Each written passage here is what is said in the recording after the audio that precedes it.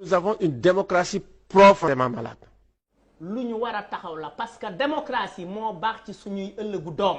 nee na Aïcha man dama wax sama élèves yi na leen yéen ñëpp na ngeen jël seen statut ngeen def ci Sonko. ñu ne mais monsieur pourquoi ñu koy def may leen mais pour défendre la démocratie. pour défendre la démocratie. fii Macky Sall def yegg ci wàllu maîtrise des institutions kenn mosu faa yegg ci biir réew mi c'est-à-dire c'est la première fois li nga toogoon di bañ yëpp ci biir réew mi. Il y a toujours un semblant quand même de régularité. Le Sénégal est une démocratie majeure et le restera. La démocratie le Bougoul, c'est pas un démocrate, c'est un dictateur. Voilà le coup. Président Macky Sall, dictature le bëgg imposer Sénégal te kenn du ko nangu. Il faut qu'il se pose comme effectivement le défenseur des acquis démocratiques des années 2000, mais pas quelqu'un qui va être le fossoyeur des acquis démocratiques au Sénégal.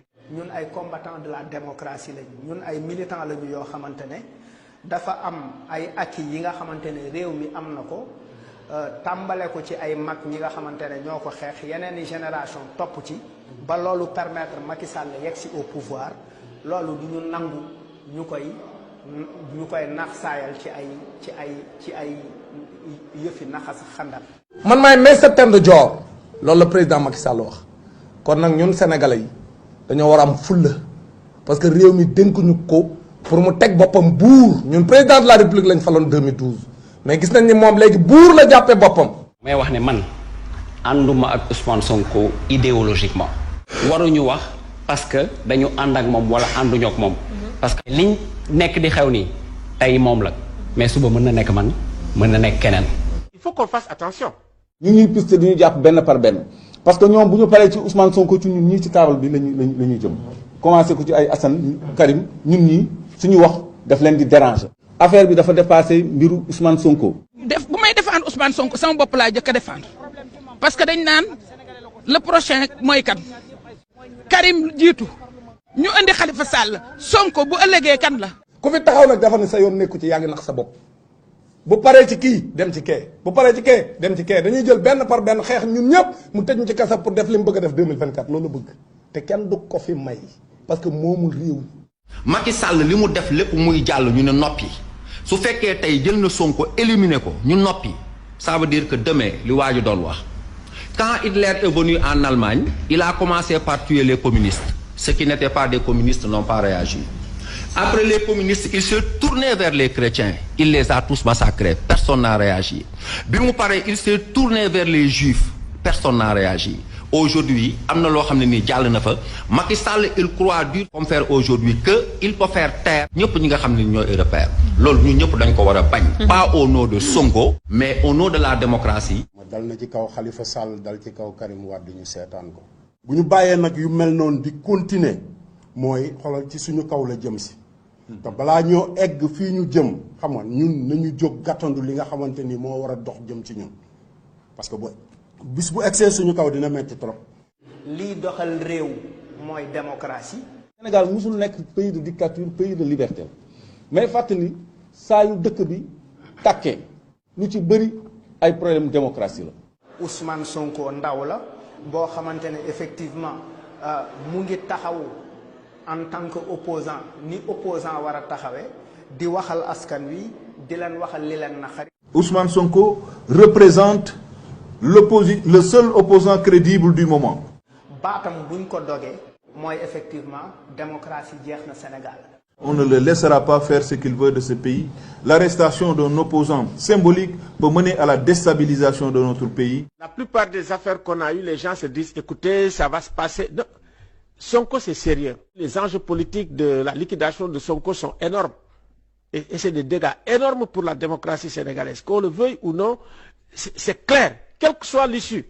li ñu gëm mooy actuellement nu ñuy faagaagale candidat bi ñu tiit 2024 loolu moo fi am président Macky Sall nag kenn du ko may loolu li mu amoon 2019 faagaagal candidat yi dem élection presque seul loolu on l'acceptera plus. C'est-à-dire on risque d'aller aux élections sans opposants on risque peut-être ci loolu la ñu bëgg a dugal. Nous allons nous organiser en tant que collectif citoyen. Nous allons sillonner le Sénégal et préparer la résistance. Nous ne tolérerons aucune forme de forcing dans ce pays-là. Tout porte à croire qu'on s'acharne sur une personne Moi, je ne suis pas un militant de Sonko. Une accusation aussi grave qui est portée sur un individu qui, dans tout son comportement, est exemplaire, c'est ça la gravité. ay acquis yi nga xamante ne réew mi am na ko du ñu nangu ñu koy naax saayal ci sos du ñu nangu ñu koy naax saayal ci jiiñ doomu aadama yi.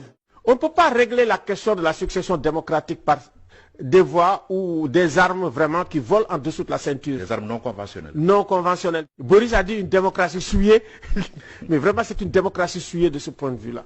fi ñu jëm jàmmaarloo rek la ñu jëm wax dëgg yàlla. On est ferme. Le peuple sénégalais est déterminé et ferme et prêt à en découdre avec Macky. dama ne lu mu ci bañul bañuñu ko ci ñun.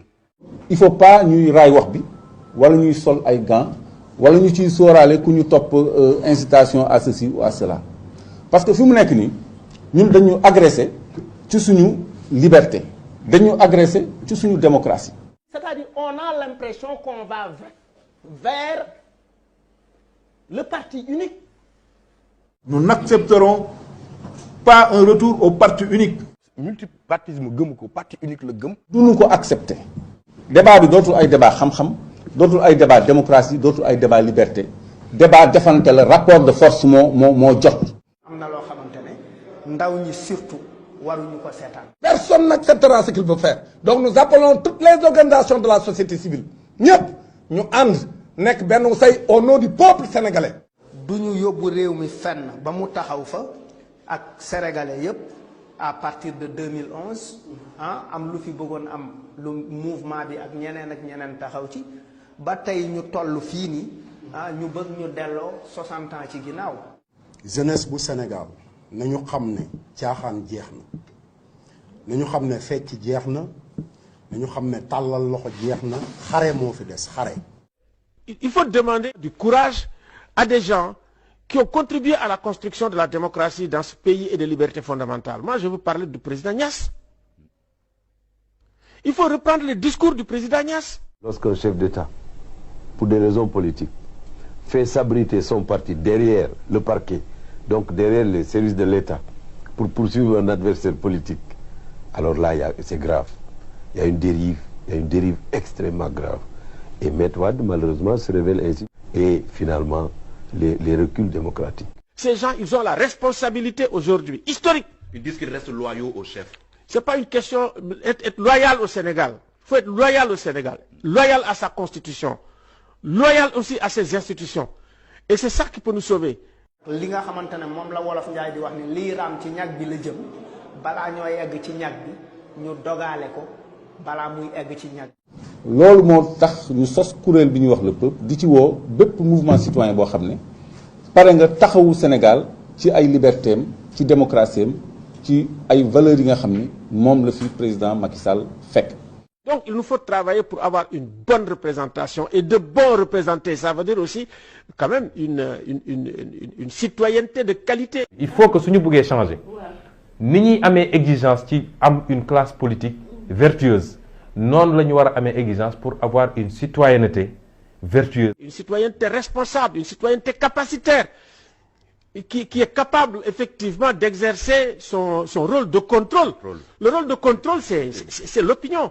C'est pour ça que si vous réduisez être exigeant avec les dirigeants, c'est extrêmement important. Savoir bien choisir les dirigeants. Des gens qui ont de la vision, pas seulement des gens qui vous donnent de l'argent. Ils vous donnent de l'argent aujourd'hui, demain vous êtes pauvre. Mais Parcelles ñaata milliards la fa ministre des finances yóbbu ci élection yi pour mun a gagner Dakar boobu temps ndox amu fa kenn kuñ ci joxoon 10 000 wala 5 000 tey fan la féetee 10 000 boobu wala 5 000 boobu.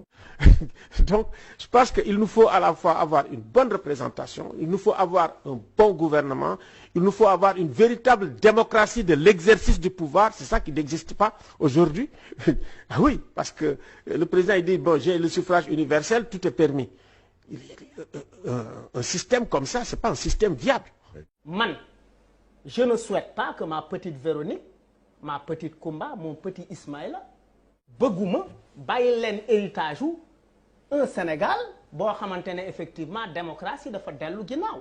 88 démocratie la ñu menacé woon mais booba ndaw yëpp dañu jóg mag yi sax dañu jóg ay maire sax dañu jóg nekk ci mbedd mi xeex ba Abdou Diouf dellu gannaaw ba ñu nangu def démocratie ba ñu am code consensuel lu 92 boobu nga xam ni moom la fi Macky Sall teggi ñëw teg leneenam loolu nag mooy ñëwaat parce que suñu démocratie buñ ko naree salfaañi suñu liberté buñ ko naree salfaañi dañuy jóg xeex ko. pour ñun képp ku jàppul ci xeex bi nga xamante ne képp ku jàppul ci xeex bi war nga Sénégal. dinañu organiser ay comité de résistance ci quartier yëpp organiser ndaw yi parce que ñun dañuy noot kon il faut que ñun tam ñu organiser wu pour taxaw jàmmarloo ak ñii te duñ ko raay duñu raay wax bi duñ ci ragal ay dem kaso wala ñuy brimer wala ñuy gaañ wala quoi que ce soit parce que jàkkaarloo jàmmarloo moo fi des rapport de force. kon mot d'ordre bi mooy mobilisation de la jeunesse organisation des comités de résistance dans tous les quartiers et à travers tout le pays ba noppi toog di xaar parce que le peuple est souverain parce que état lu mu am doole askan bi moo ko ëpp doole donc il faut que ñu gëm loolu bañ fi nekk fii di calculer ay lu ñu ci mën a fekk.